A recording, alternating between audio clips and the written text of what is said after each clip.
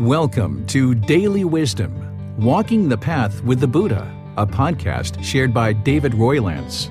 This podcast is dedicated to guiding you to completely eliminate the discontent mind and the suffering it causes by attaining enlightenment. Learn and practice the teachings of Gautama Buddha that will guide you to fully attain a peaceful, calm, serene, and content mind with joy. To support this podcast, visit patreon.com/support Buddha or visit buddhadailywisdom.com, where you will discover a full range of courses, retreats, and online learning resources to assist you on the path to enlightenment. Now, here's our teacher to share more.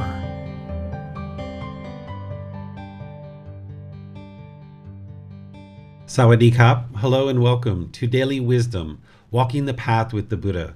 Today is our group learning program where on Sundays we discuss a chapter in this book titled Developing a Life Practice, The Path That Leads to Enlightenment. This is volume 1 of the book series, The Words of the Buddha, The Path to Enlightenment, Revealing the Hidden.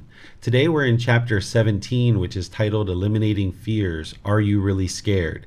This is how you understand how to actually eliminate specific fears, because up to this point in the group learning program, I've shared with you what's causing these discontent feelings, and now we're going to specifically go into discussing fears, because this is something that a lot of people have, whether it's fear of spiders or fear of heights or fear of being poor or homeless or fear of death. This is something that a lot of people might have. And by the time somebody moves to enlightenment, they would have eliminated all their fears, including any fear of death. An enlightened being isn't going to have any fears whatsoever, including the fear of death. So welcome. I'm really pleased that you're here. I'm going to be sharing some different things with you today. If you've been in this group learning program for any length of time, even in the last 2 or 3 weeks, then you've learned a bit about the 3 universal truths and the 4 noble truths with me. And I never know who's going to be in a specific class or not. So in order to help you understand how to eliminate fears, it's important to at least review the 3 universal truths and the 4 noble truths. And if you've learned these with me multiple times already, it's okay. You can just hear a little bit of a summary as I go through. And for those of you guys, if you've never studied the 3 universal truths or 4 noble truths with me, today I'm just going to go through it very briefly and understand that normally I would just really take my time and walk through this really thoroughly with you, and that's what you would need. If you've never learned this with me, you're going to need to study it in the book, which is chapter 4. You're going to need to attend those classes or listen to the recordings, because the 4 noble truths is where you get this breakthrough to understanding what's causing the discontent feelings. But because I never know who's going to be in class, I can't just jump in and teach you how to eliminate fears if people don't understand the 4 noble truths. So I'm going to spend a little bit of time explaining the 3 universal truths and the 4 noble truths to be able to kind of ensure that everybody's on the same page. And for those of you guys that have learned this with me before, this is a great refresher and a great little review for you, because you really can't learn these particular teachings enough. They're very basic, very fundamental teachings that are just so utterly important for your development on the path to enlightenment. So I'm going to just review this and then see if there's any questions. So remember, with the teachings of the Buddha, you should never believe anything about his teachings. You should be learning, reflecting, and practicing. So as I'm sharing the 3 universal truths and 4 noble truths with you, it's important to not believe them, but you learn them, you reflect to independently verify, and then you practice. We call them truths because the Buddha knew that they were truth. I know that they're truth, and other people know that they're truth. But in order for you to benefit from these teachings, you need to understand that they're truth. And this is where you spend time to diligently examine the teachings and be able to develop your wisdom. And that's what's going to ultimately lead to your improved condition of mind and your improved condition of your life, because you'll have the wisdom of these natural laws of existence. It's a real struggle to exist in a world that you don't understand. And if we don't understand the natural laws of existence, lacking that wisdom will make unwise decisions that lead to unwholesome results. So by gaining the wisdom of these natural laws, you can then make wise decisions that lead to wholesome results. And part of that building up of your foundation is learning these 3 universal truths and the 4 noble truths. The first universal truth is called the universal truth of impermanence. This is where you understand that things are constantly changing and there's not this steady, constant, fixed state. That conditioned objects, they arise, they change, and they fade away. There are such things as unconditioned objects. Those don't arise, they don't change, and they don't fade away. They are permanent. And enlightenment itself is an unconditioned object. In the natural laws of existence, what the Buddha taught are unconditioned objects. This is why his teachings are just as applicable today as they were 2,500 years ago, because he described these natural laws. Now, when people wrote them down in people's memory of those teachings, that's impermanent. And that's why in some places in the world, they're not necessarily practicing based on what the Buddha taught, but that's the conditioned object, is the book as a conditioned object. But the teachings themselves, the natural laws of existence, those are actually unconditioned objects. They are permanent, that the same exact natural laws that existed during the Buddha's lifetime are the same ones that exist now. So that's why his teachings are timeless. They apply during his lifetime and they even apply now. But all these other things around you, these are conditioned objects. They arise, they change, and they fade away. So this electronic device that you're listening to me on, this is an impermanent object. It's a conditioned object. It arose, it changes, and it fades away. So like this computer that I'm using, at one time it was other bits and pieces of things, and it arose. People put it together in this configuration, and it arose as a computer. And now over time it changes, that the screen might change in terms of getting a little dirty, or there might be a scratch or some discoloring here and there. And then over time it will fade away and it will no longer be a computer anymore. This is a conditioned object. It arises, changes, and fades away. Your body is a conditioned object. It's not steady, constant, and fixed. It's always changing. Or the weather, that's a conditioned object. Or like I was sharing with the people in Zoom before we got started, that, hey, there's a rainstorm here, I might lose the internet. The internet is a conditioned object. It arises, it changes, and it fades away. It's not permanent. So now looking around the world, you can see the truth for yourself through independent verification that yes, all these objects around you are impermanent. They're conditioned objects. Then there's the universal truth of discontentedness. This is helping you to understand the unenlightened mind, that there's three feelings: pleasant feelings, painful feelings, and neither painful nor pleasant. The pleasant feelings are things like happiness, excitement, elation, thrill, exhilaration, euphoria. And then there's painful feelings like sadness, anger, frustration, irritation, annoyance, guilt, shame, fear, stress, anxiety. These are very painful to experience. And then there's neither painful nor pleasant, which are things that I put boredom and loneliness in there, but some people say that's quite painful for them. So you could put that into the painful category. But shyness is a good example of this, that it's not painful, it's not pleasant. It's neither painful nor pleasant. Or if somebody you don't know came and sat like really, really close to you and your body was touching their body, you would probably say it's not painful, it's not pleasant, it's kind of uncomfortable. So these are the three feelings that the unenlightened mind is experiencing, and these are conditioned feelings. It's conditioned on some object. So you might be happy that it's sunny outside, but then when now that condition changes, that happiness isn't permanent because it's a conditioned feeling. It's based on some condition, like the sun. And since the sun is not permanent, your happiness isn't permanent. So now when it rains, now you're sad, or you're frustrated, or you're irritated, or annoyed. These are conditioned feelings and what the unenlightened mind is experiencing. But the enlightened mind is beyond this up and down and up and down. It's just continuously, on an ongoing basis, permanently experiencing peace, calm, serenity, contentedness, and joy. You might even describe it as unconditioned happiness, where in the unenlightened mind, there needs to be this condition met, and this condition met, and this condition met, and this condition met, and this condition met, and then someone might say, well, I'm happy. But the problem is that those conditions can't be met permanently because they're conditioned objects. And if you base your inner feelings on that, then that's what is going to lead to your mind going up and down and up and down.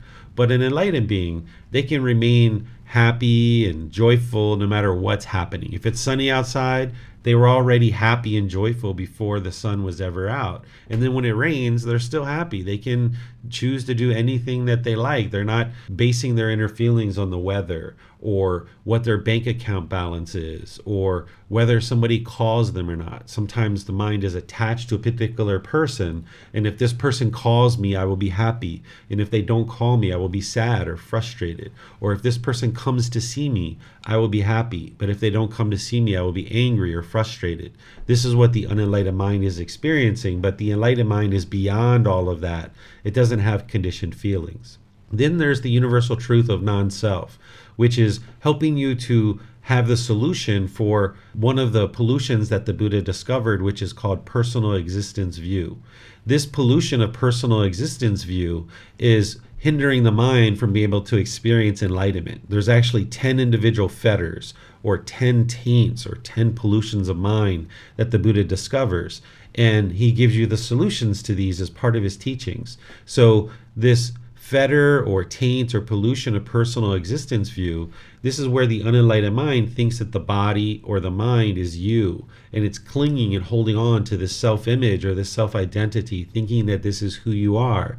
And now if you have agreeable contact about the self-image, you might get happy or excited or elated. Or if you hear something degrading or disparaging about your self-image, then you'll maybe get frustrated or angry or irritated. And this is because the mind's clinging to the self-image or the body, thinking that this is who you are. Or the mind might be clinging to the self-identity that's in the mind. If you think that I am American, or I am Canadian, or I am a doctor, or I am a IT professional, or I am a construction worker, or I am an insurance adjuster, right? All these different I ams that can be in the mind. Or I am a mom, or I am a dad, or I am a boyfriend, or I am a girlfriend. Lots of I ams that the mind can hold on to. And now if we hear something agreeable about our nationality, our ethnicity, our job, or any of these other things that the mind might be having identity to, then you might get those pleasant feelings, those conditional feelings. But then if you hear something degrading and disparaging about your nationality, your ethnicity, maybe your sexual orientation or something like this, if you hear something degrading, then you'll experience these painful feelings. And this is because the mind's clinging, thinking that this self-image and the self-identity is who you are as a person. And the solution to that is to realize non-self, that there is no self, that the mind is going to grasp for this self, thinking that this is who you are. But the Buddha shares that this is delusion, this is confusion, this is misunderstanding, this is the unknowing of true reality. So the more you understand what the universal truth of non-self is and how to practice it, you can ultimately get to a point where your mind's not shaken up. If somebody says something agreeable or disagreeable about your self-image or your self-identity. And then when you see a wrinkle or you see a gray hair or you're losing your hair, you won't feel shaken up by that. But if you think that this is who you are and now your self-image is affected by that gray hair or by balding or by getting a little bit of fat or a wrinkle, now you might be shaken up if you think that this body is who you are, clinging to a permanent self, because there is no permanent self. It can get so challenging for some folks that they feel like they have to go on a journey to find themselves, right? I have to find myself. I don't know who I am anymore. And some people come here to Thailand to try to find themselves, but they never truly find themselves because there is no self. It doesn't exist. A person might find new hobbies or a new job or new activities or new friends, but none of that is you. It's not who you are. But someone might go on this search to try to find themselves and never actually find it. But they might think that they have. And for a period of time, maybe 3 years, 5 years, 10 years, they feel secure that they think they found themselves. But then as everything starts changing again, they're right back in the same problem that they don't know who they are. And this is because the mind keeps grasping for an identity or an image and trying to hold on to it. So when you understand the universal truth of non-self, that there is no self, and you can independently verify this, there's ways to independently verify that there is no self, then your mind can be more peaceful and joyful because you're no longer going to be shaken up related to this personal existence view or this pollution or fetter. Are there any questions here on the three universal truths? You can put those into Facebook, YouTube, or Zoom in the comment section, or you can raise your hand electronically and ask any questions that you like. Okay, I'm not seeing any questions here on this. So let's just go into a brief little review of the Four Noble Truths, and then I will help you to understand how to eliminate fears. And we'll actually talk about some different fears if you guys would like to share some of your fears, and we can use those as examples in the class.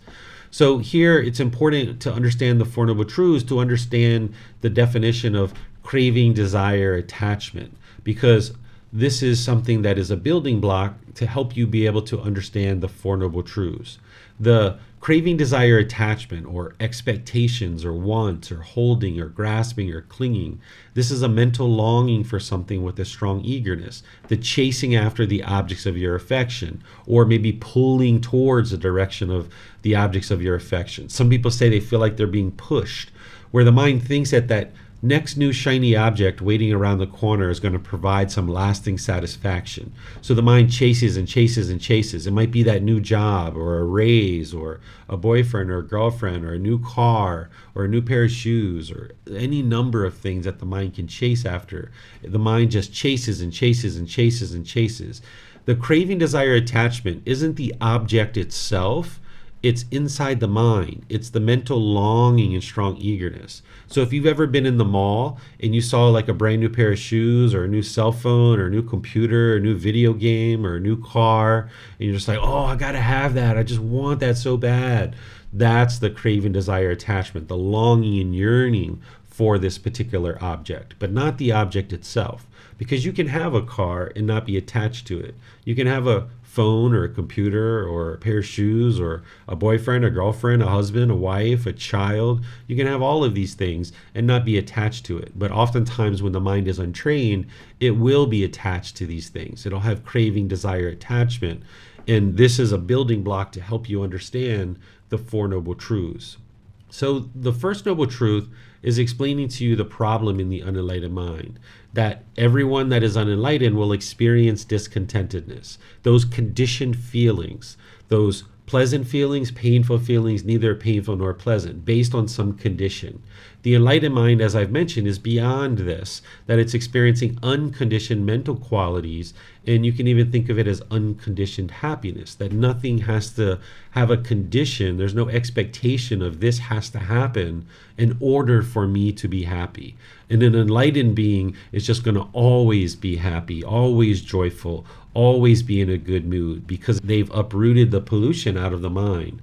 And the mind's been well trained to no longer base its inner feelings on some condition. But in the unenlightened state, everyone that is unenlightened will experience these discontent feelings, that if mom's coming over for the holidays, you might get really excited. Yay, mom's coming. But then she calls you a couple of hours before and says, I can't come. Sorry, I have something else to do. And now maybe people are frustrated or angry or sad, or any number of these different things that the mind is basing its inner feelings on. And that's what the unenlightened mind is doing. But the second noble truth is helping you to understand why this is occurring. It's helping you to understand the cause. So the first noble truth is explaining the problem. The second noble truth is explaining the cause of that problem, which is discontentedness is caused by our own cravings, desires, attachments. Because the mind wants everything to be permanent when everything in the world is impermanent. So I'll say that a few times and give you some examples. The discontentedness, those conditioned feelings, pleasant, painful, neither painful nor pleasant, is caused by the cravings, desires, attachments, the mental longing and strong eagerness, chasing after the objects of your affection. And if you get what you want, you get pleasant feelings. And that's a conditioned feeling. But now, if you don't get what you want, now you get painful feelings. And this is because the mind's craving permanence. It's wanting things to permanently be comfortable, permanently be pleasing. So if you get a brand new car and you feel all these pleasant feelings like, wow, I got this new sports car. My friends are going to know that I'm accomplished and I'm successful. I've got this red sports car with a convertible. I'm going to cruise around the neighborhood and show off my new car to everybody. All these pleasant feelings. And now you park it at a store and you come out and there's a scratch on it. And now you might be frustrated or irritated. This is because the mind's craving permanence. It's wanting this car to be permanently beautiful when that's impossible. That this car is inevitably going to fade away. Because it arose, it's going to change and it's going to fade away. This car is impermanent. It was always impermanent, but the mind's craving for it to be permanently beautiful. So it's not the scratch or the person who caused the scratch that is causing the anger or frustration to arise. It's the craving, desire, attachment. The mind is longing, yearning for permanence. The mind in the unenlightened state doesn't understand the universal truth of impermanence. So because of its cravings and wanting things to be permanent, now it will experience frustration or anger when it's confronted with impermanence. Because a way to say that the mind is craving permanence, another way to say that is the mind does not like change. In the unenlightened state, it does not like impermanence because it doesn't understand. It doesn't have the wisdom of the universal truth of impermanence. And this is why at a funeral, people might grieve or be very sad at a funeral because the mind's craving for grandma or grandpa to be permanent, or mom or dad or brothers and sisters or friends. The mind is craving for this person to be permanent. And now when you're confronted with the impermanence of their death, if the mind's craving for them to be permanent, now the mind will grieve or it'll be sad. And the same thing happens at weddings. When brothers and sisters go off in the world with a new partner, then mom or dad or grandma or grandpa or brothers and sisters might cry if they're attached to this person, because now they're going off into the world and the mind's confronted with this impermanence that they aren't permanent. And they were never permanent, but the unenlightened mind didn't understand that. So it built this attachment where it's holding on, craving permanence. And the same thing happens if parents take their kids away to college. Sometimes if there's attachment, a parent might cry or they might be upset when their children go away to college, right? Even though this is what they've been building to for 18 years, is for their child to go away perhaps to get an education in college. But now when they're going away off into the world, a parent might grieve. And this is because of the longing, yearning, the craving, the holding on, the wanting this to be permanent. And it's the same thing in your relationships. If you had a boyfriend or girlfriend or a husband and wife, if you guys split, then this is the mind being discontent if there's any loneliness or boredom or frustration or anger or sadness due to the craving, due to the mental longing, strong eagerness, wanting this relationship to be permanent. Because when you first get together and you're having all that affection and there's text messages and they might be calling you and checking in on you, they might be inviting you to dinner or to the movies or something like this. There may even be intimate contact at some point. And then this is where the mind's getting all its pleasant feelings based on the condition of I have somebody who's interested in me, I have a partner, I have a boyfriend or girlfriend or husband or wife. That's the condition. But now when the condition changes and now the relationship ends, this is where the anger and frustration and loneliness and boredom comes in, because the mind's craving permanence. It has that mental longing, strong eagerness. So this is the second noble truth, and you can independently verify everything that I'm sharing with you. And particularly this one, you can look at situations where you've been frustrated or angry or irritated, and you can look at how your own mind is causing these discontent feelings. Because what the second noble truth is helping you to see is that all feelings that are being experienced in the mind, it's because of the mind itself. Oftentimes in the unenlightened state, we will blame other people for our discontentedness. We will think that other people are causing us to be discontent. And we will either push that person away, we will become bitter and harsh and aggressive towards that person, or we might put our expectations or our desires on that person and trying to convince them to do things our way. But this is all just the mind having craving, desire, attachment. I lost my Zoom here. For all of you guys that are on live stream, I'm going to try to get back into Zoom and see if I can log back in. Okay, we're back in. So we've got some impermanence there, just to independently verify that, yes, impermanence is 100% the truth. We had some impermanence here with Zoom, so now it looks like I'm back in Zoom.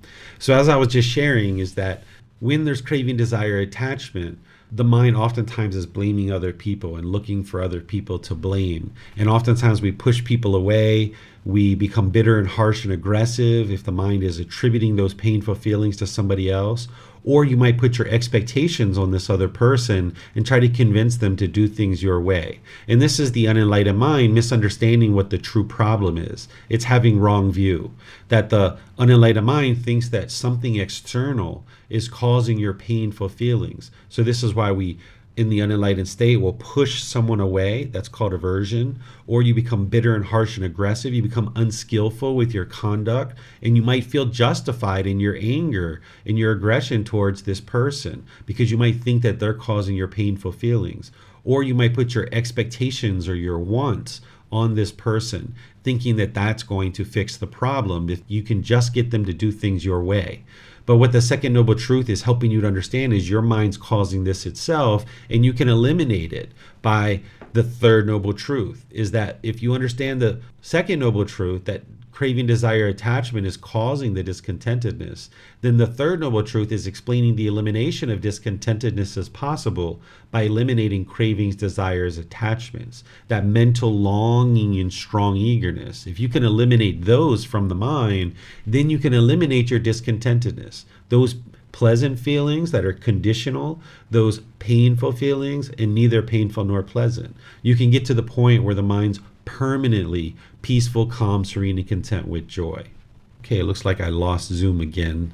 Apologize to those of you guys on the live stream. Just need to get logged back in here. All right, I apologize to all of you guys in Zoom. Looks like my Zoom's just crashing every once in a while, so perhaps it will stay steady and consistent here for a little bit, but just got some impermanence here.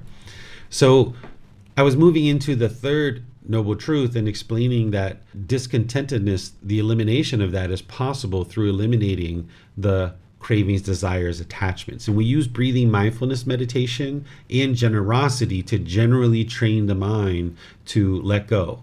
Because with breathing mindfulness meditation, you're arising that mindfulness or awareness of mind. You're arising concentration by staying focused on the breath, so you can have focus and clarity of mind and concentration.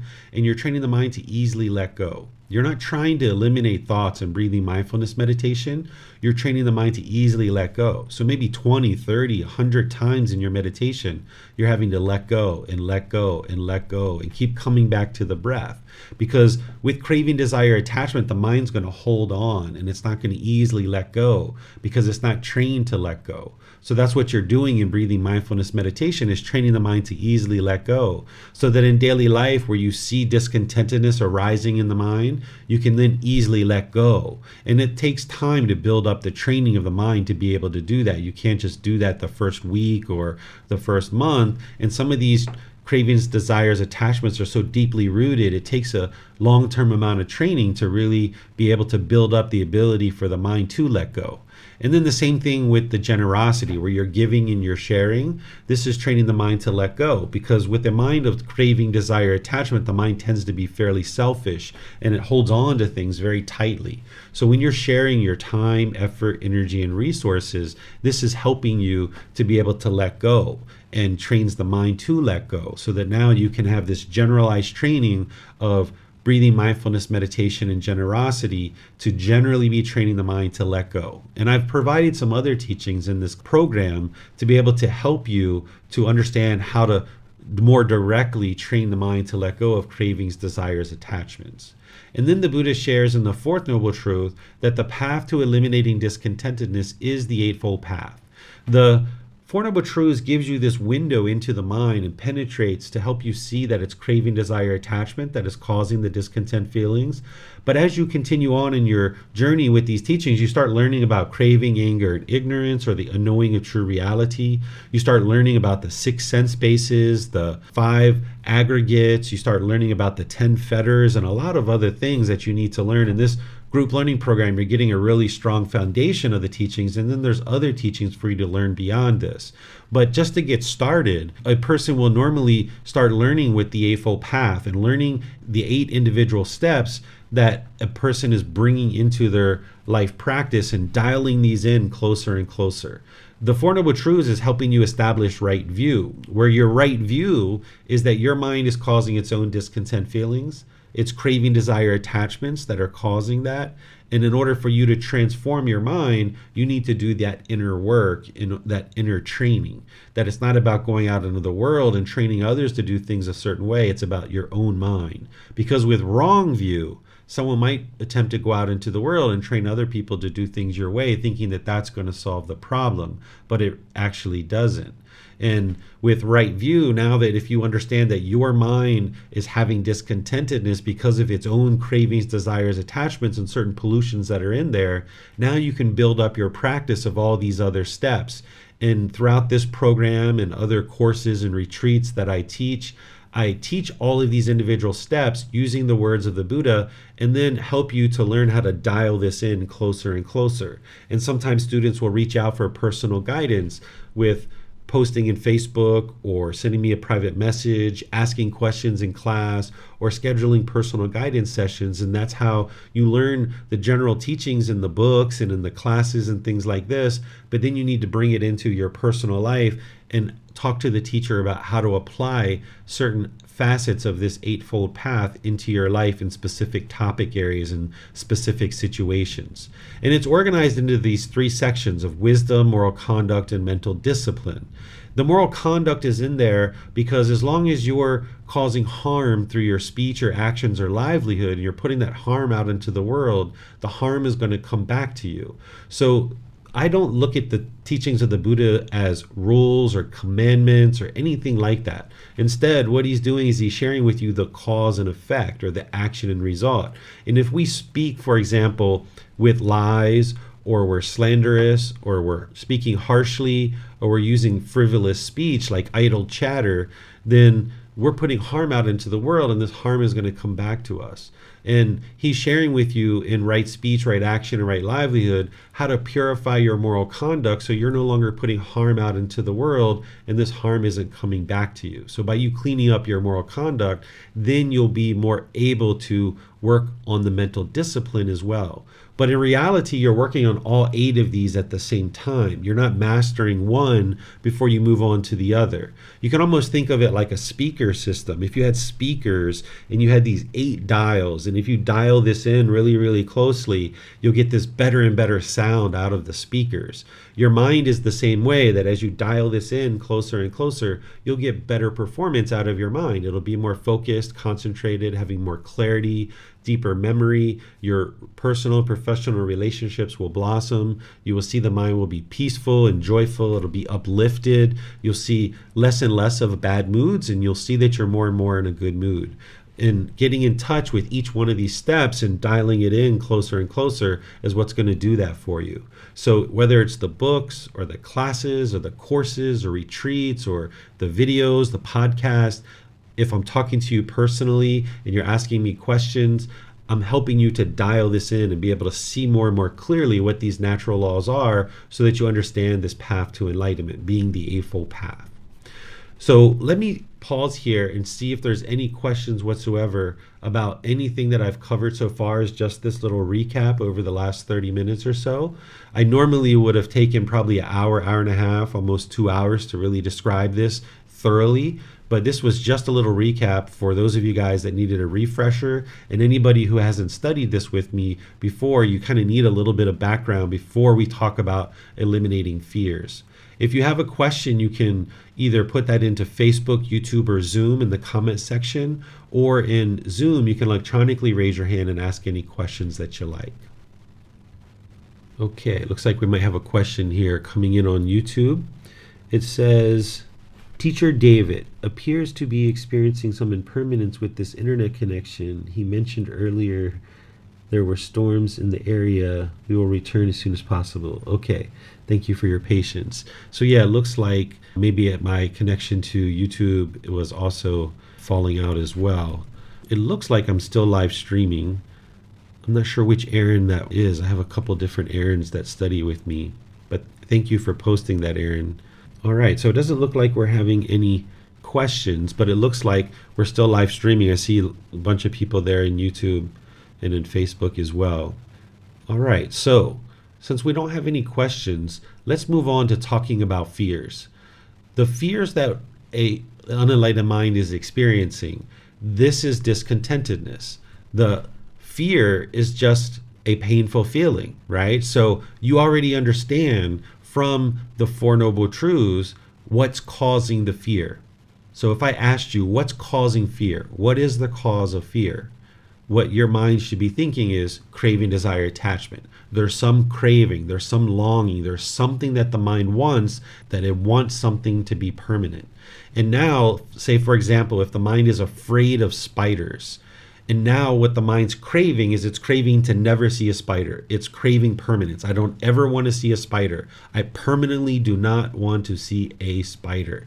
And now when you see a spider, there's all this fear, right? There's this fear that comes up in the mind. I see a spider. And that's because of the impermanence. The mind is trying to push these spiders out of your life, thinking that that solves the problem. And it doesn't, because the craving is still in the mind. You can't go through life with permanently never seeing a spider. It's just not going to be possible. You're going to see a spider at some point. So if your mind has a craving to never see spiders, and then when you see a spider, you get fearful, this is because of the craving, desire, attachment. The mind's craving permanence. It never wants to see a spider. That's the craving. And the mind tries to push this out of your life thinking that that's going to solve the problem. But because of impermanence, it doesn't solve the problem. You're going to see that spider. Or you might be afraid of heights, where you don't want to go up high and you're craving to be on the ground floor. And now you're going through different buildings and doing different things, and you get into an elevator and you think you're going from the first floor to the second floor, but maybe the elevator malfunctions and it takes you all the way up to the 10th floor, right? Or all the way up to the 30th floor. Maybe it's a elevator with a clear glass and you can see yourself going up, and now you're scared, right? This is the mind craving to be on the ground floor or the second floor. And now when you're experiencing this going all the way up to the 10th floor, the 30th floor, you can't control this. So it's the craving, desire, attachment that's arising that fear in the mind. And there's any number of fears, even the fear of death, where a mind might be craving to be in this world permanently, or the mind might be craving to never experience pain, or the mind might be craving to hold on to your relationships or your material possessions or something like this. So now when you think about death, maybe you're afraid of death because you don't want to let go of all of this stuff. Or maybe you're afraid of the unknown. You don't know what's next. And that can cause fear in the mind. So there can be any number of different fears that I'll invite you guys to share if you like. But let me share with you guys about how you can eliminate these fears. So, as I mentioned, in the third noble truth, you understand that to eliminate discontentedness, you need to eliminate cravings, desires, attachments. And that's why you have the breathing mindfulness meditation and the generosity as ongoing, consistent training. You would like to be doing meditation 2 or 3 times a day for 30 minutes or more. You would like to build up to that. And sometimes it takes 6 months, a year, 2 years even, to build up to that 2 or 3 sessions, 30 minutes or more. I know when I first started, I even found 1 minute or even 3 minutes or 5 minutes was really challenging for me. My mind was just bombarded with thoughts. But over time, I gradually worked at it and was able to build up my practice. If you're building up your meditation practice and you have the option of doing 1 meditation for 30 minutes or 2 meditations for 15 minutes, go for the frequency. Your frequency is more important than the duration. So if you can get 2 meditations in for 10 or 15 minutes, great. And then just work on building that up to more and more, where you're gradually building up to 30 minutes. But if you're starting with 1 meditation for 5 or 10 minutes a day, okay, that's where you're starting. But gradually build that up over time. And then work on your generosity, whether it's in your personal life, your professional life. Work on sharing your time, effort, energy, and resources, and doing that from the middle way. Whereas if you're longing and yearning and you're sharing excessively, you don't have what you need for your own necessities. But if you never shared and you were selfish, this isn't going to help you either. So you need to find find that middle way where you're sharing your time, your effort, your energy, and your resources. One of the things that I do is I donate blood. This is generosity. You're sharing the blood, your time, your effort, your energy, and your resources. You can do those kinds of things. There's many number of different ways that you can practice generosity. So you need to work with breathing mindfulness meditation and generosity to gradually build up your practice to where you're practicing these things regularly and consistently on a long-term basis. Then what you would like to do to eliminate any specific fears is you would like to place the mind in the situation that it fears in order to desensitize the mind from whatever it fears. This trains the mind that there's nothing to fear. So for example, if I was afraid of spiders and I'm craving to never see a spider, I'm doing breathing mindfulness meditation, I'm doing the practice of generosity, but now you would like to put the mind in the situation that it fears and train it and desensitize it that there's nothing to fear. So what I would recommend for this person is that you look through some pictures, maybe in a magazine or on the internet, look at some different pictures of spiders and do that a few times. And you might feel the fear arise, but you're going to need to cut that off and let it go. And over 2, 3, 4 times of doing this for maybe 5, 10 minutes, 15 minutes, eventually you'll get to the point where you can look at those pictures and you'll notice there's no fear whatsoever. So now you would like to increase your exposure, that now you go into maybe a museum or some place that is preserved spiders. They're not alive, but they're preserved. You can still maybe see the hairs on their skin. You can maybe still see their eyes or something like this. And you start looking at these preserved spiders, right? And you might feel the fear come up. And again, you do this over a couple of sessions and you get to the point where you realize that you can look at these spiders and there's no fear whatsoever. And then you put the mind in an increasing amount of stimulation where now you might go to a place where spiders are alive, maybe a zoo, or maybe there's some place that has spiders, maybe just out in your backyard, or maybe in the woods or something, right? Or under a cinder block in your backyard or something. And you start looking at spiders and you realize that they're not going to attack you. They're not going to bite you. They're not going to kill you. That if you're not causing harm, harm won't come to you. That if you understand the natural law of gamma, of cause and effect, then you understand that if you're just looking at the spiders, you're not causing any harm to that spider, and that spider isn't going to come attack you and bite you and kill you or cause any harm to you. And now you can do this over multiple sessions where you desensitize the mind to these spiders, and you understand that there's nothing that's going to be harmful to you. Because at some point, the mind took on conditioning. It started clinging to the idea or to the notion or to the belief or the misperception that spiders are going to hurt me or something of this nature. And now with the mind clinging to that as conditioning, whenever it sees these spiders, now it gets fearful. So that's the craving and the clinging in the mind. So what you're trying to do is replace this with positive experiences and realize that no, the spiders aren't going to come hurt you. So this is one example with a spider. Let's talk about some others. Let's say that you're afraid of heights and you don't want to go up on a ladder. You're not interested in going in tall buildings, that you just get really fearful in these situations. Well, what you should do is gradually work towards doing that. So you might go to a mall where there's maybe 3, 4, 5, 6 levels, and you can walk up to the second level or take an escalator, an elevator or something, and you can walk around on the second level and you can look over the side. And if you get fearful of that, okay, maybe you do that a few times, and then at some point you end up leaving the mall, right? And then the next visit you do it again, and you notice there's less and less and less fear. And then eventually you might work your way up to the 3rd floor, the 4th floor, the 5th floor over a series of visits, and you look over the side and you realize like, hey, there's nothing that's going to harm me by being up high. Or maybe you go up on a ladder, or maybe you go up on a playground or something like this, or a stairway or an escalator or an elevator. You gradually increase the stimulus to train the mind that there's nothing to fear. Let's say you got in a car accident, a really traumatic car accident, and you come home from the hospital, and now you're really afraid of going out into the car, and you have these fears of going into the car. This is because the mind is having craving to not feel that pain of the car accident. That when you had that traumatic car accident, you feel a lot of pain, and maybe you're in the hospital for 3 days, 5 days, or a couple of weeks, and now your mind is associating driving in a car with pain, and now it becomes fearful of driving in a car.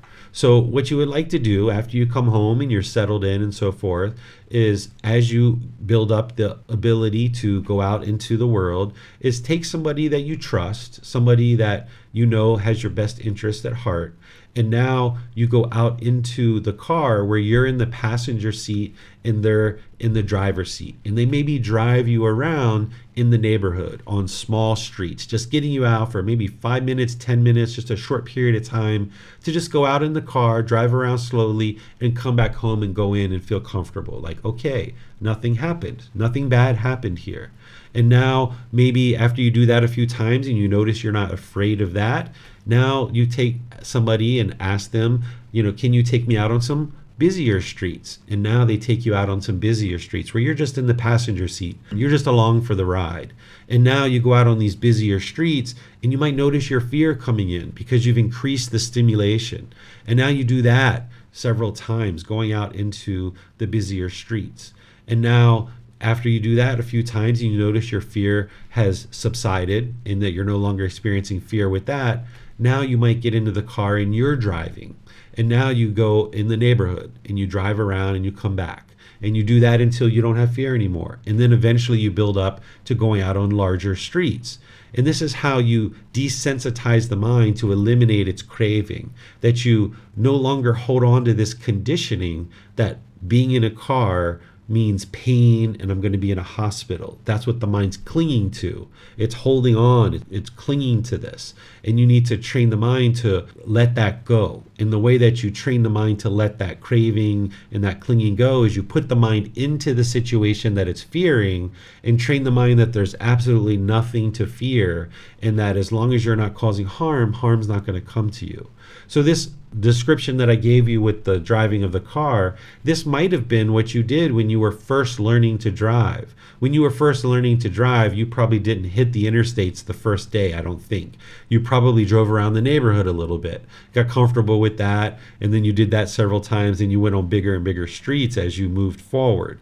And this is what you would like to do, because when you first get started, before you've ever driven, you might have a fear of driving if you've never driven before. And you slowly but surely increase the stimulus where you're driving on bigger and bigger streets, and now the mind is more and more comfortable. And that's what you would like to do with any and all fears, because you can't push the spiders out of your life permanently.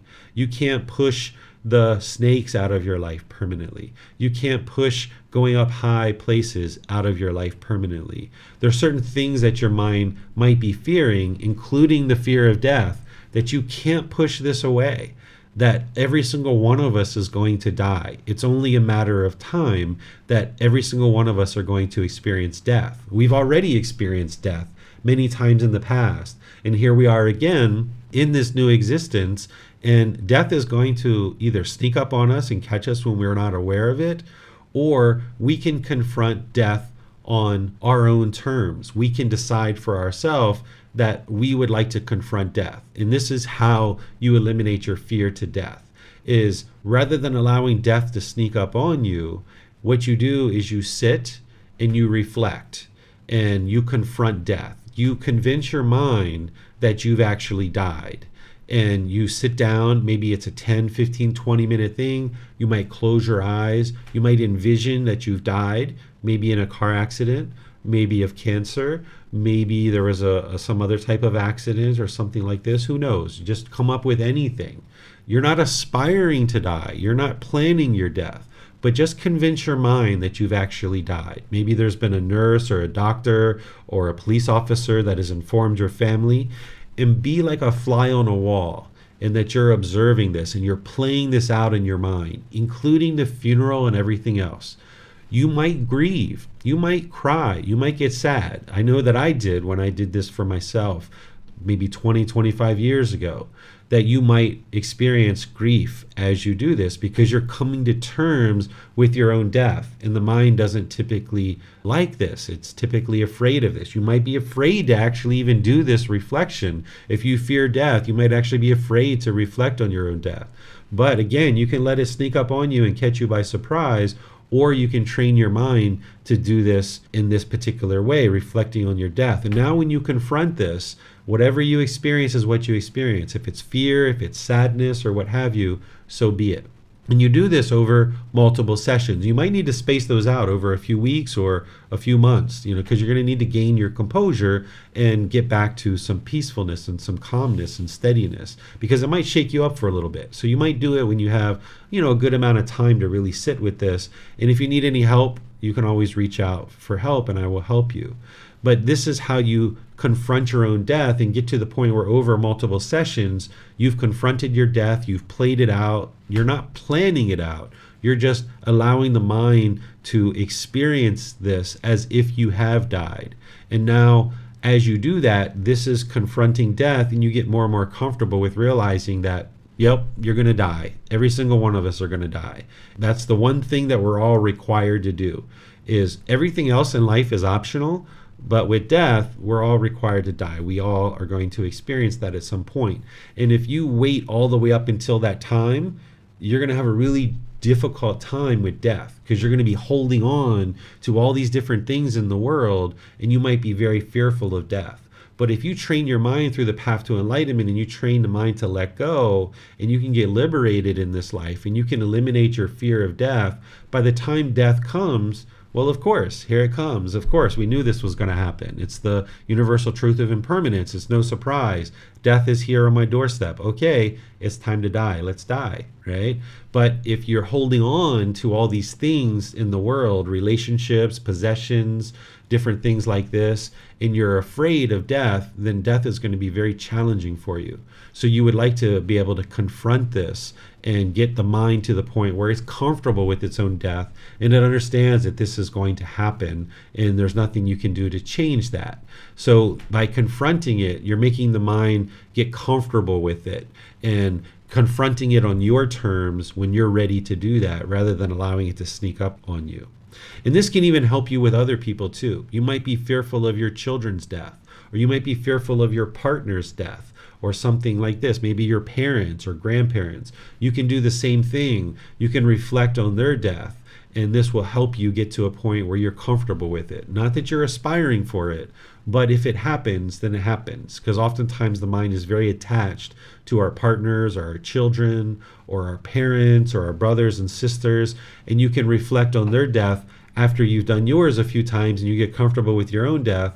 You can do this for other people too, envisioning that somebody has notified you of their death, and then you're like a fly on a wall at their funeral and you play that out, and you'll see that there might be fear that arises, there might be sadness or grief, but over a sequence of doing this over a series of sessions, you can get very comfortable in understanding that all these beings around you are impermanent and they're going to die. When I did this with my mother and my grandmother, it was just me doing it, but I did it once with my mom, and then I did that multiple times. I did it with my grandmother multiple times. When I came out of the sessions, I realized that there were certain things that if they would have truly died, that I never said to them, and I wish I would have said to them. And there were certain things that I wish I would have asked them that I never got a chance to ask them about. So after I calmed down and I wasn't so sad, I just picked up the phone and I called Grandma, and I was like, Grandma, I've always been meaning to share this with you, or I've always been meaning to ask you about this. Same thing with my mom. And then after I did this multiple times, I cleared out everything that I ever felt like I needed to say to them, or anything I ever felt like I needed to ask them. And I did this in my early 20s. So now, all these years later, I feel like all this time is just bonus time, because I've already convinced myself that they died in my own mind, and I confronted that. So every time I've talked to them, every time I've spent time with them, every interaction, it just feels like a bonus that I've spent this time with them. And now there's nothing that I wish I would have said or wish that I would have heard from them. So when my mom died in 2017 and she called me, it was actually a very short conversation. She told me she was going to die and she only had a week to live. And I said, oh, Mom, that's unfortunate. Thank you for everything. I appreciate, please, be in peace, or whatever I said along those lines. And she apologized for everything she ever did wrong. And I said, don't worry, you did the best that you could do. And we had some other little talk, but that was about it. And there was nothing that I needed to say to her. There was nothing that I wanted to hear from her. All that had already transpired 25 years ago. So you can get to the point where you don't grieve when somebody dies, because it's not the love that's causing the grief and the pain and the sadness. And we talked about this when we talked about chapter 15 about true love, that love is this genuine interest in seeing all beings be well. And that's not what's causing the grief and the sadness at a funeral. It's the mind craving permanence. And you might be fearful of your mom or your dad or your life partner, your children dying. And you're going to need to overcome that fear by eliminating the craving, desire, attachment. By putting your mind in the situation that it fears, you can train the mind to get comfortable with this. Not that you're aspiring to see spiders every day. Not that you're aspiring to go up high every day. Not that you're aspiring for your family members to die and pass away tomorrow. But you're training the mind that if these things occur, you can still maintain your contentedness and your peacefulness and your joy. So that if you've desensitized the mind to spiders, when you see a spider, you don't get all shaken up by it. It's just like, all right, there's a spider. Okay, what should I do? Okay, it seems like it's moving on out. Or maybe I need to pick it up and relocate it outside, or whatever you end up doing. You can choose for yourself. Or if you do need to go up on a ladder, or you do need to go up in a high building, okay, you can do that. No worries. You'll just go up in a high building, and you've already desensitized the mind. You're not craving to be on the ground floor, that you can go up into high spaces and not have fear, or not have fear of snakes or automobiles or the fear of death. And this is what you do, is you put the mind in the situation over multiple situations, multiple settings, multiple sessions, and you train the mind that there's nothing to fear, and train the mind to let go. And this is how you liberate the mind from its craving, desires, attachments, and ultimately liberate the mind from the fear. So this is everything that I have to share with you guys on this topic, unless you guys have questions, because I teach to a certain level of detail, and then I let you guys ask questions if you'd like to go deeper into it. So if you have certain fears that you're not quite sure how to desensitize the mind or how to put the mind in these situations, you can share those fears and I will help you to see how to do this. Or if you're starting to understand how to do this and you'd like to maybe run something past me and say, hey, David, here's my fear. Here's what I'm thinking about doing. Does that sound like it would work? Or do you have anything to contribute to this? So you're welcome to ask questions about the content that I shared. You're welcome to share your fears and put together a plan on different fears. You can talk about anything that you would like. You can ask those questions through Facebook, YouTube, or Zoom. Or in Zoom, you can electronically raise your hand and ask any questions or follow-up questions directly. I see Christine has her hand up. If you'd like to go ahead and ask your question, Christine. Thank you, Teacher David, for this really interesting class. I'm actually doing this contemplation on death, and I'm confronted with the fear of not having the mind anymore. I don't know how to best explain this. It's like maybe a fear of nothingness, but also somewhat a fear of the unknown, which kind of doesn't really go together, because if there's nothing unknown either. But I think it's probably at the end, it's this nothingness that's making my life really hard. And also, I'm just going to leave it here for now. Okay. Yeah, the mind is holding on to so many different things that when you start training it to let go, it really doesn't like it. Oftentimes the mind will revolt. It will sometimes run and hide. It will fight you.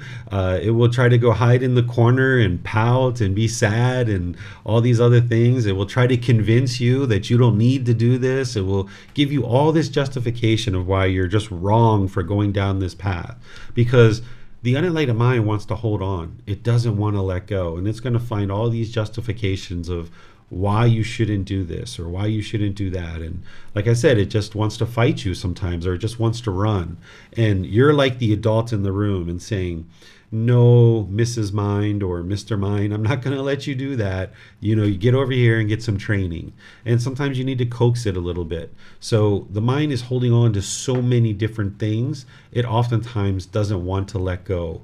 And you just need to be the adult in the room and say, no, you're going to get some training. And remember, you can throttle this, right? You don't have to just go, go, go, go, go and push, push, push, push, push, because that would be craving, desire, attachment if you were pushing yourself really hard on the path to enlightenment. So you do a little bit of work, and then you integrate those teachings into your life. You do a little bit of work and you integrate those teachings in your life. This is why sometimes you'll see students pop in and they might take 2 or 3 classes, and then you don't see them for a little while. And then they'll pop in, take a few classes, and they'll step out for a little while. And that's why I recommend for people to read this book about 10, 15, 20 minutes a day, just taking little bits and bites, because it's like eating. You would like to take smaller bites because then it's easier to chew and easier to digest.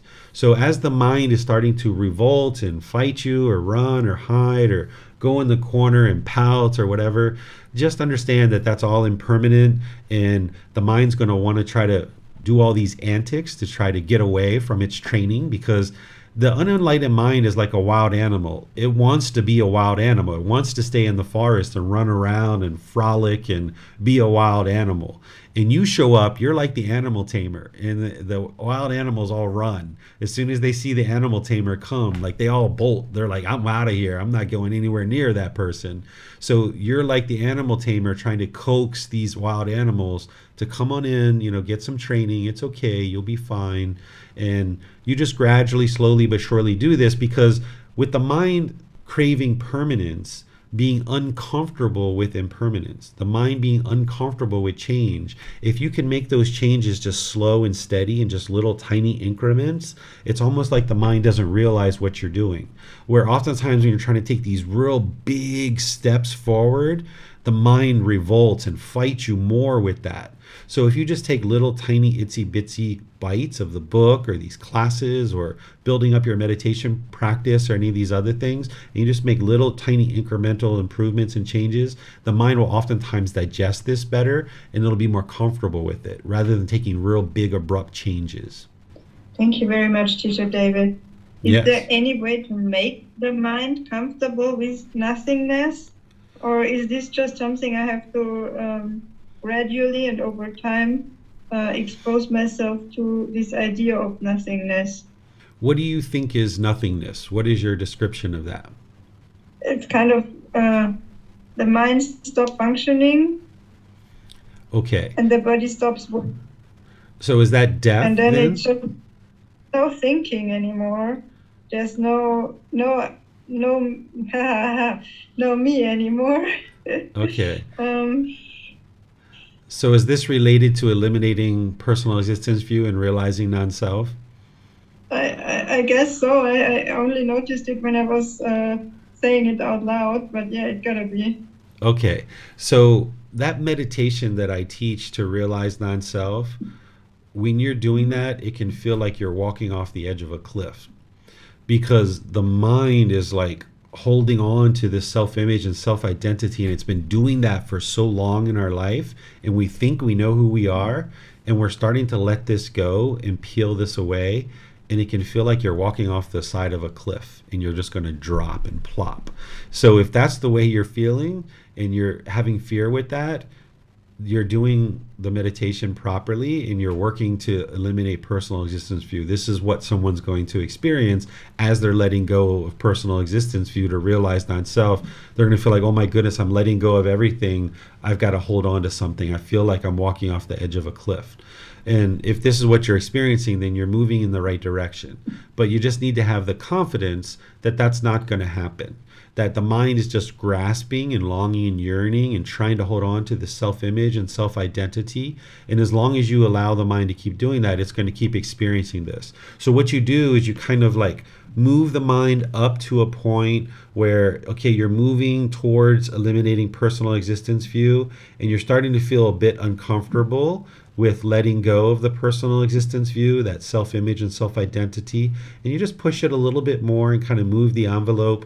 And then if that's where you're feeling uncomfortable, then you just stay there and you just stay there a little bit. And you might even need to throttle it back a little bit. And then maybe you wait a week or two or so. And now you kind of throttle it up again and you push it some more and you push the envelope a little bit more to a little bit more uncomfortableness. David, I'm having a really hard time. Okay, yeah, I hear your internet's breaking up a little bit too. I don't know if it's your side or my side. Can you hear me now, Christine? Yeah, we're both in Thailand, so our internet isn't necessarily always stable. It's a little bit more unstable, I think, here. Yes, now I'm again. Okay, so what I was sharing is that you work with that meditation and realizing non-self, and you take it up to a point where you're noticing it's the season some of the uncomfortableness. storm. Yeah, you notice that uncomfortableness, and then you throttle it back a little bit, and you wait a little bit of time, let the mind adjust and gain some stability, and then you push it a little bit further and take it outside of its comfort zone. And then when it's experiencing that, then you throttle it back a little bit, and you just keep moving the envelope forward and gradually moving into it, and then gradually moving out and gradually moving in, and each time going a little bit further. Like I mentioned, it's going to feel like you're walking off of a cliff, but this is normal, and it means that you're headed in the right direction. All right, so it looks like, oh, Christine, you have something else? Thank you very much. This was really insightful. Okay, Seems good. like there's a time lapse between me talking, you talking. So I'm going to mute myself now. Thank you very much. Okay, you're welcome. Thanks for your question. It looks like Joe has a question as well. Go ahead, Joe. Well, I've had a lot of fears in my life, but I'm wondering about fear and like survival. And could be considered a survival mechanism, I guess. But is that just a lack of knowledge, or I go hiking a lot, and they're in the back of my mind. Is a mountain lion gonna tackle me from behind? Maybe. But with that knowledge, should I just not be there, and then I'm not fearing? Because there's more than one way to eliminate fears. Because if I'm not there, obviously, I'm not going to be attacked by a mountain lion. And so I know that. Or do you just accept the fact that maybe mountain lion does take you out and you're okay with it? And I'm sorry, might be I don't know, simplify it for me, or. Do you think this is a fear of death, or is it a fear of the mountain lion itself? I don't know. It's more of a fear of being ripped apart by a mountain lion. What if it was the actual act of it? So is it the fear of the pain of being ripped apart? Yeah, for sure. Okay. So if it was a bear or a mountain lion, it wouldn't matter. It's still the same fear. Okay. Yeah. All right. So I definitely suggest that you do the reflection on death that I mentioned. That's going to help you. Whatever point you decide that it's the right time for you, now may or may not be that time based on what's going on in your life. You need to decide that for yourself. But over a period of time, and Christine has done this a few times, and that's why she's experiencing some of the uncomfortableness, and her mind maybe it's not letting go because she's pushing the envelope, right? She's moving the mind into places where it's not comfortable, and she's training the mind to be comfortable. So you'll need to decide when's the right time for you to go through some uncomfortableness. You have to walk through the fire to appreciate the fresh air on the other side. I kind of mentioned this at different times in my teaching, and this is kind of what it feels like sometimes to let go of some of these cravings, desires, attachments, where the mind just doesn't want to let go. So I definitely recommend that you do that reflection and see how you feel with that. And then when you have that fear of mountain lions or being ripped apart by bears or what have you, you can also go into the forest. And that fear is because of the craving, desire, attachment, but there's a real concern there potentially, right? So you might decide, if you're walking in a pretty densely populated area with wildlife, that you might decide to take some protection. And there's protection in different forms, right? There's sticks, there's bear spray, there's different things that people will take with them. And it doesn't mean that you're scared or you're fearful to take those things. It might just be a wise decision. But if there is fear there, which it sounds like there is, you need to let go of the cravings, desires, attachments. And if that's craving to live and to life, It doesn't mean you want to die, right? Or we think, okay, if I'm not craving to live, then that means I must want to die. No, those are two opposite sides of the spectrum.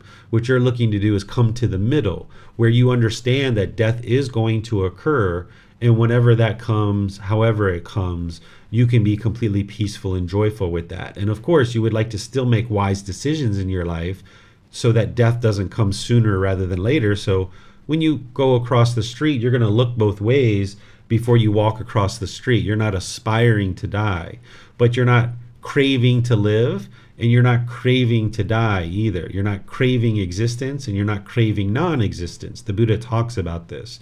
You would like to come to the middle where you're now making wise decisions about your life. Do I go out at dusk or dawn, or do I go out late at night? Maybe not. Maybe I go out in the middle of the day when animals aren't typically roaming around. Maybe I take some kind of protection with me. Maybe I make some noise as I'm walking through the forest so that any animals get scared away. That's what I used to do when I would hike. I would kind of call out and be like, hey bear, hey bear. I would walk in the mountains a lot, right? And I would kind of like just say it every once in a while on my hike to kind of scare away any animals. So you can do the reflection on death, and then you can also go out into the forest and train the mind that nothing's going to harm you. And at that same time, you can just make wise decisions. So that when I was walking through the forest and calling out to the bears, I wasn't scared that they were going to attack me, but I was making wise decisions to ensure that I just make my presence known, and that way I don't run into a situation where they do attack me. So I wasn't craving to die, but I wasn't craving to live either. I was just making wise decisions about going out into the forest and training the mind to be comfortable in that environment. So you can do those kinds of things. And remember, it's going to need to happen over multiple sessions. It's not going to be just one time and then your mind's going to completely eliminate this craving, desire, attachment. You'll need to do the reflection on death multiple times, most likely, and you'll need to go out into the forest multiple times and understand that you're not going to meet your demise, that it's very rare that a mountain lion or a bear is going to attack a human and the person die from that. It's very rare that those kind of things happen. So you need to just desensitize the mind to the fear of that by eliminating the craving, desire, attachment. Put the mind in the situation that it fears and desensitize it from that. Okay. Yeah, I go hiking all the time. Well, I spend a lot of time outside, and usually it is dusk or dawn. Those are my favorite times to go out. So yeah, but I'm doing it all the time. So I'm putting myself out there, and I have my whole life, and pretty remote places. But that feeling is always there. So that part hasn't improved. So maybe I need to work on the other half. Mm-hmm. Maybe even go out in the forest and do your reflection on death while you're in the forest. That could really heighten the sensitivity, right? So you might be interested to do that a few times at home first, where you're in a safe environment. But ultimately, as you get comfortable with death, maybe even going out into the forest in these remote locations and doing it there too. This will really desensitize the mind, because each time you do it and you come home safely, this shows the mind like, hey, there's nothing to fear here. You're trying to let go of that conditioning that the mind's holding on to, and you're trying to let go of that craving, desire, attachment. And by each experience of doing these kinds of things, that's what helps the mind to gain this calmness and composure and realize that there's nothing dramatic that's going to happen to you in these situations. Okay, I'll work on that. And I had another question. Sure. And this, I'm not sure if this relates to fear or not. And I might just be an attachment. But usually, when I go to bed, generally speaking, my mind automatically plays out, one of my family members, being, hurt or something like that. And it could be me, it could be all of us in a scenario, maybe I'm, well, I don't watch TV, but so I don't know what it is. But yeah, it could be in any situation, one of my kids or, Adela or me is getting hurt and, or killed. And maybe, and that's almost every night, and it's an automatic thing. And usually I'll catch it midway through and say, okay, that's enough of that. I'll go to sleep. So I don't know if that's a good thing or a bad thing. It doesn't feel good, I'll say that. Yeah, if your mind's experiencing fear like that, what's causing it, Joe? Well, attachment to life, basically. Right. Life.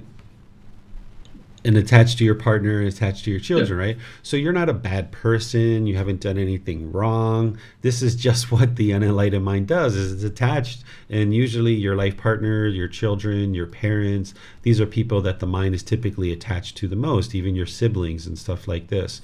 So oftentimes these are like deeply held attachments. So doing the reflection on your own death and getting comfortable with your own death, and then reflecting on that with your life partner and even your children, which oftentimes parents find very challenging. And more likely than not, your children are not going to die before you, but you would like to train your mind with this, and it's going to help you eliminate your attachment. It's not that you're aspiring for these people to die, but it's helping you to be comfortable with impermanence, and you'll find that all parts of your life will improve. So like when I did this with my mom and my grandmother in my mind, reflecting on their death, I noticed that my relationships with them drastically improved because I was no longer attached to them. I found that I talked to them better. I spent time around them differently because I had convinced my mind that they had died. So now all this bonus time that I was getting with them, I really appreciated it and I really valued it. And I really made sure that each time that I spent time with them, it was a really healthy interaction. So it sounds like you're going to need to do that with your life partner and your children as well, because that fear you're experiencing is the attachment that you have to them. So you brought up something really important that I would like to share with everybody that I've taught in other classes, that not only is there breathing mindfulness meditation to help you generally to eliminate craving, desire, attachment, not only is there generosity, not only is there what I just shared with you about putting your mind in the situation to desensitize the mind, but there's also this ability that as you're learning more and more about the 4 foundations of mindfulness, that right effort, right mindfulness, and right concentration, that mental discipline section of the Eightfold Path, is that whenever any discontentedness is arising in your mind, you should cut it off and let it go. Whether it's in daily life or it's outside of meditation, that this is what you're training for, that when you're in meditation and you're training the mind to let go, this is very beneficial for you in daily life, so that as you're out and about, if you're walking in the woods or you're just driving in a car, or like what Joe was saying, when he was going to sleep at night, a fear rises in his mind that something's going to happen to his wife or his kids, and he says he cuts that off and just like, no, I'm not going to allow you to think that way. That's exactly what you would like to do. And the more you do that, eventually the mind will eliminate its craving and it won't have that fear. That fear won't arise. So what you're doing in that situation, Joe, and what I encourage everybody to do, is you're restraining the mind. You're restraining it. You're pulling it back. And you're retraining the mind, because the mind is wired with these cravings, desires, attachments. And when you're getting ready to go to bed, it's wired that this fear is going to arise. And what you're doing, Joe, is you're saying, no, I'm not going to let you do that. I'm going to restrain you, and now I'm going to retrain you to no longer do that. And it's going to take some time for you to do this, but over a consistent long-term period, you'll eventually get to the point where you'll be able to go to bed and you won't experience that fear before going to bed, because you would have eliminated your attachment to your life partner and to your children.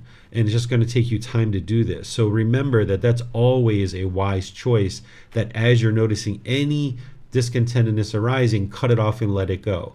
And you would like to catch that sooner and sooner as a bodily sensation. So just like with all the other discontent feelings, I taught you guys the 4 foundations of mindfulness, of bodily sensations, feelings, the condition of the mind, and the mental objects. These are the 4 foundations of mindfulness. This is what your mind needs to become aware of, that prior to any discontentedness, including fears, there's going to be some bodily sensation that's coming up, and you like to cut it off and let it go there. And you may or may not be able to do that depending on where you are in your training, but more and more you would like to get more aware of those bodily sensations sooner and sooner, and cut them off easier and easier.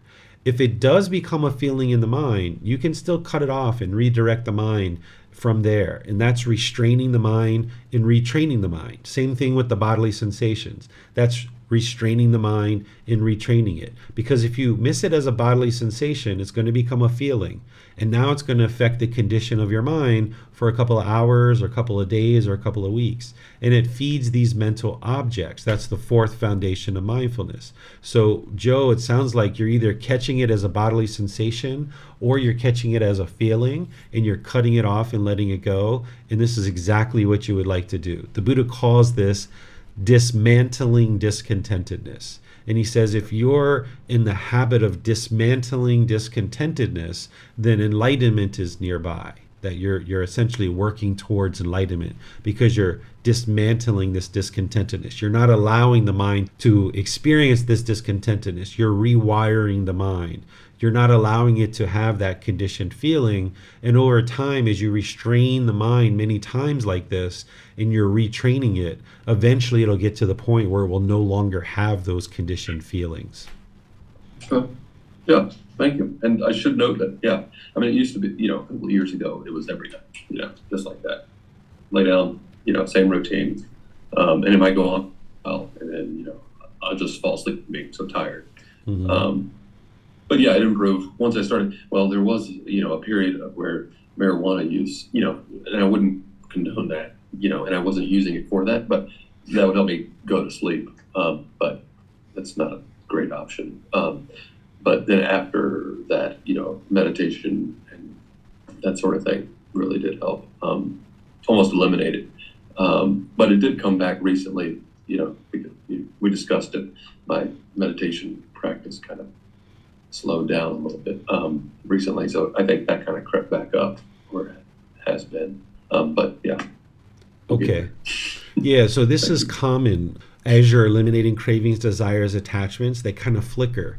It's just like as you're making your way to enlightenment, you start getting these glimpses of what enlightenment is like, where the mind can be peaceful and joyful for a few hours or a few days or a week or two or even a couple of months. And then boom, some discontentedness comes in. As you're getting closer and closer to enlightenment, the light bulb's flickering and you're getting these glimpses of what enlightenment's like before the light's fully on. And when you're extinguishing craving, desires, attachments, it's the same way. They kind of flicker. It's kind of like a candle going out. It kind of flickers, it flickers, it flickers, it flickers, and then it might think it's out for a couple of seconds, and then boom, it comes back on. The cravings are the same way. So you can experience the fear arising pretty readily, pretty consistently, and now you're actively working with the mind to eliminate it. And then it can go away for a period of time, maybe a few days or a few weeks or even a month or so. And then boom, here it comes again, because the craving, the attachment isn't fully eliminated. It's not fully extinguished. So in those situations, you just keep doing what you did that led to the elimination, which is the breathing mindfulness meditation, the generosity, the putting the mind in the situation that it finds fearful, if it's a fear, and where you're noticing the discontentedness arising, you cut it off and let it go as a bodily sensation or as a feeling or condition of the mind. Wherever you observe it, you cut it off and let it go. And then eventually you get to the point where what the Buddha describes is you've destroyed the fetter. You've completely eliminated it. I think about it like taking a rag that has water in it and you're wringing out the rag, and you like to wring it out, get every last little drop of the craving, desire, attachment out of the mind. And you'll see that sometimes they will spark back up like that. This is common. So they can go dormant for a period of time and then they can spark back up. And you might even think that the craving is gone, and then boom, it pops up after a few months and shows you like, hey, it's not gone yet.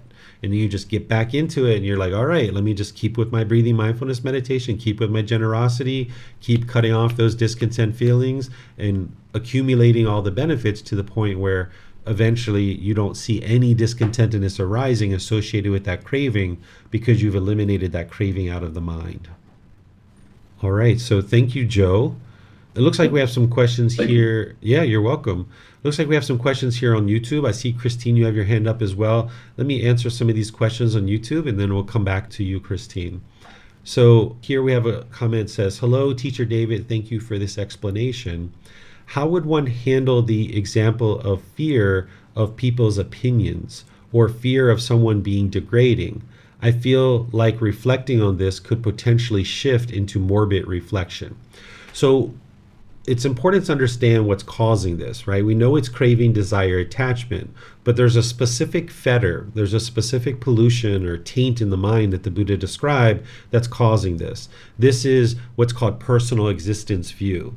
And the solution to this is to realize non-self, where you've let go of the self-image and the self-identity, thinking that this body or this mind is who you are, because that's what's going to cause that fear to arise of other people's opinions, that the mind is craving to be perceived in the world in a certain way. And if you're perceived in a favorable way, perhaps you feel happy about that. But if somebody's degrading or diminishing to you, then perhaps you're fearful of how you're perceived in the world.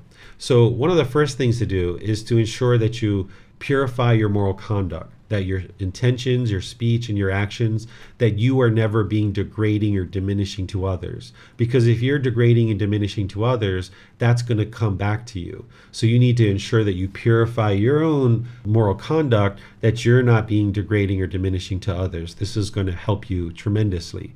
But then you'll need to more deeply understand what personal existence view is. And you'll need to understand the solution to that, which is the universal truth of non-self. And you can find these in the book, Developing a Life Practice, The Path That Leads to Enlightenment. You can download this for free from our website. You can take it and go print it, or you can order it on Amazon if you like. In chapter 4, you'll find details on this, and you'll find it in chapter 16 as well. And this is where I go into a lot of detail. In fact, last week I just taught a class on eliminating personal existence view, and it's been recorded. So you can see it on Facebook, on YouTube, or on the podcast, and you can see that class, because you're going to need to understand that really deeply. And then after you understand that and you're starting to move this into practice more and more, part of eliminating this is, yes, the mind needs to go into that situation. Whether you reflect on it and convince the mind that these bad things have been said about you, that's one way to do it. But also, if you're in situations where people are being degrading and diminishing, use that as an opportunity to train the mind to be peaceful and calm and content and not be shaken up by what other people say. Because as long as you think that this body or this mind is you, when you hear something degrading, like if somebody says, all Americans are blah, blah, blah, blah, blah, blah, blah, and they're degrading and diminishing, if I am an American, now they're talking about me, and now you are going to feel bad about that, and you might potentially have fear of people talking that way. Well, I know this mind of David knows that this body was born in America, but this mind doesn't identify with I am an American. I've let that go. So now if somebody says something wonderful about Americans, I might just say, oh, okay, that's interesting. You know, that's interesting that they're saying that, or I might not say anything at all. I might just smile. But if somebody says something degrading or diminishing about Americans, I am not an American in terms of my mind. I know that this body was born there, but the mind doesn't identify that way. So that when this person says a degrading thing about Americans, or you see it on the news or something like this, I don't identify with that. So they're not talking about me, because that's not me. That's not who I am. So you'll need to understand personal existence view, realizing non-self, and you're going to need to digest those teachings in the class that I taught about that. And then it's a matter of experiencing enough of these situations that as there's any fear that arises, that you cut it off and let it go. And then remember cleaning up your moral conduct, ensuring that you're not being degrading or diminishing to anyone, because otherwise that's going to come back to you. Here's another question. There's a few here from the same individual on YouTube. It says, I also have a fear of other people's conditioned feelings. They like me if when, or dislike me if when. I feel this could be tied to personal existence view. Yes, absolutely. That's the same exact thing. So what I've described already will improve that. Something I will say here, though, is that sometimes when somebody we're attached to, if your mind is attached to them, you might crave for them to always be peaceful, or you might crave for them to always be happy.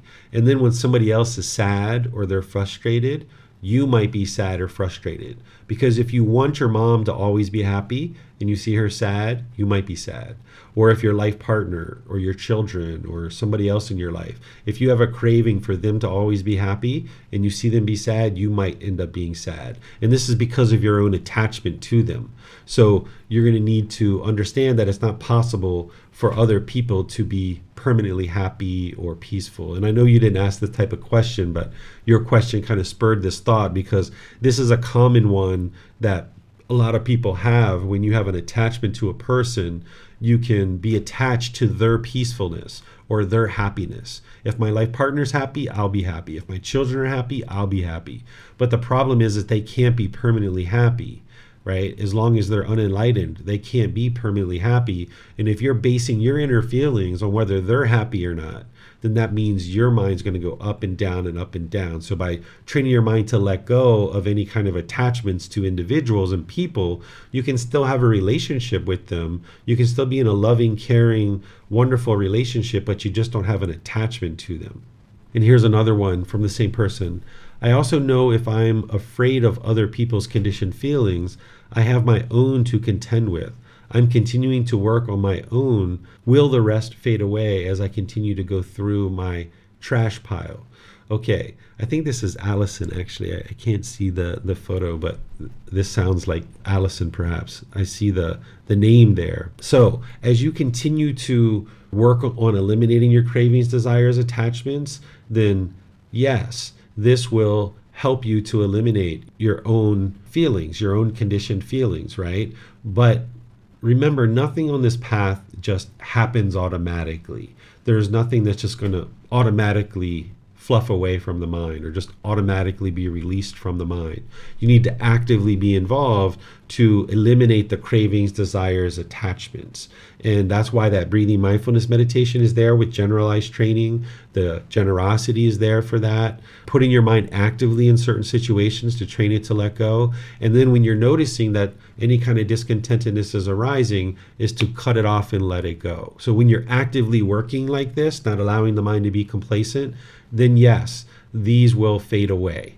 But it's not going to happen automatically that you're actively taking the role to put the mind in the situation where you're eliminating the cravings, desires, attachments, and be active with it. Don't allow the mind to be complacent. Okay, I see Allison saying, yes, this is her. Okay, you're welcome, Allison. Pleased to help you. All right, so let's go to Christine in Zoom. It looks like you have a question. Yes, thank you, Teacher David. So the thing is, I experience fear whenever before I do something new, like start a new job or go to a new place, or basically anything that's new and where I don't exactly know what's going to happen. I have fear, and I guess it's some fear of unknown or some craving, desire, attachment to be able to know exactly what's going to happen and how it's going to happen. And yet I really don't know how to deal with this thing, because it's not even specific thoughts that are coming up in the mind. It's just tension in the body that's always there, depending on what it's going to be, already days before the event happens. And for example, with traveling or changing location, I have been traveling so much my life, and it just doesn't go away at all. I've been living in several countries. I've been doing many backpacking trips on my own to countries where you probably wouldn't even go as a woman, but this fear is so strong, it just doesn't absolutely not want to go away at all. Okay, so in the past, you didn't have these tools and techniques and this wisdom that you're getting now from the teachings of the Buddha. So just because you went on all these trips in the past doesn't mean that it's going to result in improvements and benefits now. So now you're starting to practice the teachings in a more direct way because you're getting the true wisdom of the Buddha and helping you to actively train your mind. So that's great that you had all those experiences, but it doesn't necessarily mean that it built up to improvement or benefits because you weren't actively working with the mind the way that you are now. So now that you're actively working with the mind, using breathing, mindfulness, meditation, generosity, you're starting to get those 4 foundations of mindfulness and cut off and cut off and cut off. You're starting to get more tools that you need to now, when you put the mind in these situations, you can more skillfully work to eliminate these cravings, desires, attachments. So what I would suggest for you is you put the mind in these situations because that's your fear. Is your fear of the unknown. You're having this craving, desire, attachment to know what things are happening and how it's going to happen. So when you go into a new situation, the mind doesn't like this. It's not comfortable. And that's why the fear is arising. So you would like to put the mind into multiple situations, but now use the tools and techniques that you've learned that you can cut off and cut off and cut off and cut off. So whether it's like using something like meetup.com or whether it's Facebook events or just billboards in your local community where there's different events, even if you're not even remotely interested in the event, as you have time, it would be really wise to just show up to these different events and different things. And there's new people there. There's people you've never met before. Even if you're only going to go one time, just go one time and experience these events and put the mind in situations that are completely new and different. And it doesn't have to be a long backpacking trip. It can just be like a 1-hour meeting or get together, or hour and a half, 2 hours here and there. Different communities usually have these little meetups and stuff, and you can just pop into these, a couple of them each week until the mind gets to a point where like you just have no clue what you're even showing up to. You're just showing up to it, and whatever happens, happens. No expectations. And eliminating that personal existence view will help, because sometimes showing up to something new, the mind can be fearful of how people are going to perceive you. So if you have craving, desire, attachment to be perceived a certain way, showing up to something new where there's people you don't know, the mind can have fear because of that. So getting rid of that personal existence view like you're talking about will help, and will help you move in that direction. But also just putting the mind into new experience after new experience after new experience, and don't even give it a chance to get this, what are you doing at this event? How are you doing it? What are you guys going to do? What are you going to do first? What are you going to do second? Like reading the agenda and trying to actively figure out exactly what's going to happen at this event. Just look at the event, know the location, know the time, and just show up. And you're the adult in the room telling the mind like, hey, I'm not going to give you all this advance notice of what's happening at these events. I'm just going to take you to this event, and you're going to have to train yourself to be peaceful and joyful. And your mind's like, no, I don't want to go. I'm so afraid. I don't care. You're going. Let's go. Come on, pull up your boots, put on your pants, let's go. And we're going to this event. And you do that over repeated sessions. And this is how you desensitize the mind and don't give it a chance to grasp onto the agenda and the plan and all this other stuff and try to figure that out. It's just keep putting the mind in situation after situation.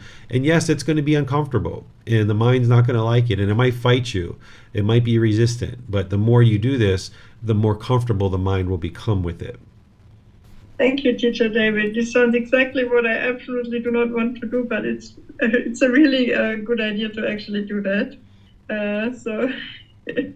Yeah, thank you very much. Yeah, you're welcome. Yeah, the mind's not going to want to do it, and that's how you know it's the right thing. Because if the mind wants to hold on to being at home and never go out into these events, it's like, no, I don't want to go. Keep me here, please. Right? The mind throws like a temper tantrum, and you're the adult in the room and saying, nope, we're going to go over here to this new event. And yeah, you probably aren't going to like it, and that's okay. And you're probably going to feel uncomfortable, and that's okay. But we're going to go over here and we're going to do some training. And even if you stay there for 5, 10, 15 minutes, it's okay. Just stay there for however long you can. And when it gets to be too intense, then you walk away and you leave, right? And you're doing this on your terms. Nobody's forcing you to do it. It's your terms. So if you can stay there the whole event, great. But if 10, 15, 20 minutes in, it's too intense, you're too uncomfortable, and you've got to leave, then leave. And then each time you go to these types of events, try to elongate the time more and more that you're there, and get the mind to the point where it's peaceful, calm, serenity, content with joy no matter what you experience. An enlightened being can go into any experience whatsoever and be comfortable. It's going to choose wisely what experience it goes into. Like, it's not going to go to a drug den or a gambling den or a brothel or a place where they're selling illicit drugs or weapons or things like this. An enlightened being is going to make wise choices about where they're going.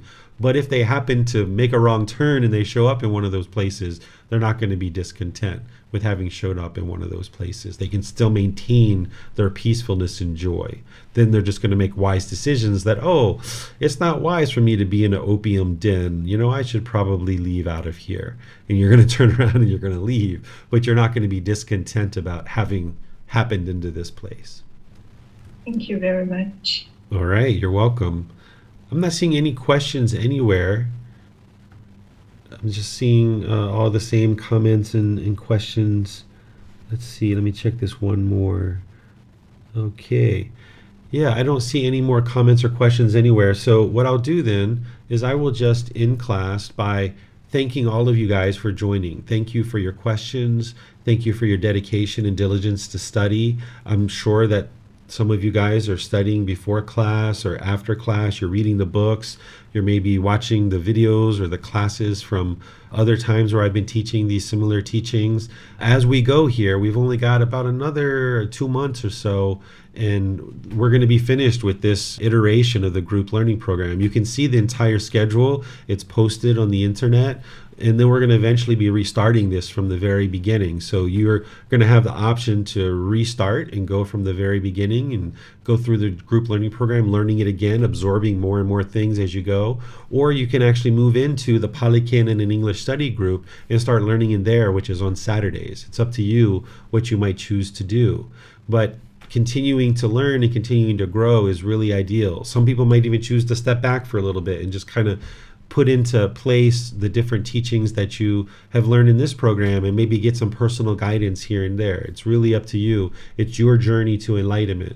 But keep in mind that we have the online programs, we have the classes, courses, and retreats here in Thailand, and there's lots of books and audiobooks and podcasts and videos and other things like this for you to learn. Because as you spend time dedicated to learning and practicing, then you'll see that more and more improvements to the condition of your mind. And I really admire people who decide that they would like to do this work, because it's challenging, as you're hearing from Christine and some other people. It's really challenging to do this work. And I really admire people who step up and go forward with doing that work, because it is challenging at times. And it can be really fun at times too, right? It's not all, just really difficult work, but there is a certain challenge to it. And if you're meeting that challenge, I really admire that. I really think that that's a really great quality of somebody who's willing to do this work on their own mind, because it benefits you, it benefits all those close to you, and it benefits all of humanity as you make these improvements. And eliminating your fears is absolutely outstanding, because not only can you do this for yourself, you can do this for other people around you too. That there was a time when my son was afraid of the dark, and I was able to help him to get to the point where he wasn't afraid of the dark anymore by using these same techniques. I took him into a bathroom, and we went in there where there wasn't really any windows, and I let him turn off the light a few times, and we sat there for a few seconds, and he turned the light back on, and he turned it off and turned it back on. And then I did it for a little while, and then there were some other things that we did where eventually he got to the point where he wasn't afraid of the dark. So not only can you apply these techniques for yourself, you can share them with your loved ones and people that are around you, your children, your life partner. And this can be really enjoyable part of learning these teachings, is that you can see that you can help your children to get liberated from certain fears that they have, because you'll know the answers of how to do it because you've done it for yourself too. So the more that you learn and practice these teachings and you gain the wisdom for yourself, you then will have the ability to share it with other people as their mind is open to learning it and understanding it. So thank you all for your dedication and your diligence to learning these teachings and applying them in your life.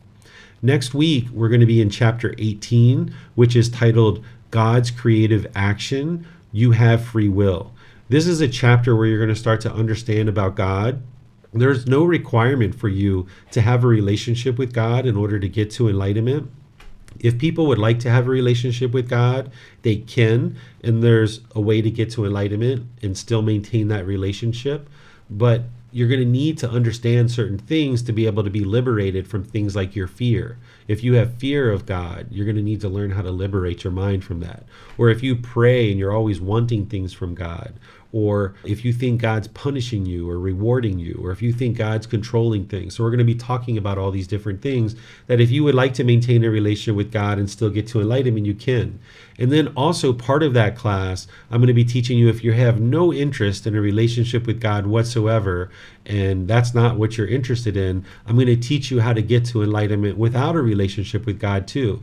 Because God isn't the one who's giving you enlightenment. He's not the one who's granting you enlightenment. So your enlightenment is independent of God. If you would like to have a relationship with God and get to enlightenment, you can. And if you're not interested in a relationship with God, you can still get to enlightenment and not have a relationship with God. But there's certain things that you're going to need to understand, like not having anger and hatred and hostility towards this being. Because as long as you have that, then you have anger and ill will in your mind, you're not going to be able to get to enlightenment. So I'm going to teach you both sides of this. If you'd like to have a relationship or you not, and then it's your choice, whatever you'd like, because I can help you regardless. If you were interested in not having a relationship or you're interested in having a relationship, I can help you either way to be able to get to this enlightened mental state. And I'm going to share with you how to accomplish that in next Sunday's class. And if you can't make it for any reason, there's always the recording. And you can read the book either before class or after class on chapter 18.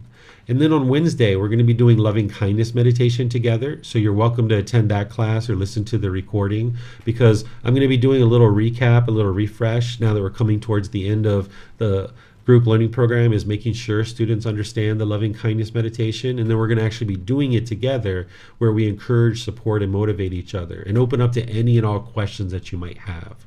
So thank you all for joining for today's class. We'll see you guys in one of these future classes. Have a very wonderful and lovely day. And next time we'll see you, we'll learn some more. Take care. Sawadee khap. Thank you for listening to this podcast. To provide support for this podcast, visit patreon.com/support Buddha. To access more teachings, visit buddhadailywisdom.com. There, you will discover a full range of courses, retreats, and online resources to assist you on the path to enlightenment. Remember to establish a daily, consistent meditation practice, along with learning and practicing these teachings. A well-developed meditation practice is the foundation in which to train the mind to attain enlightenment.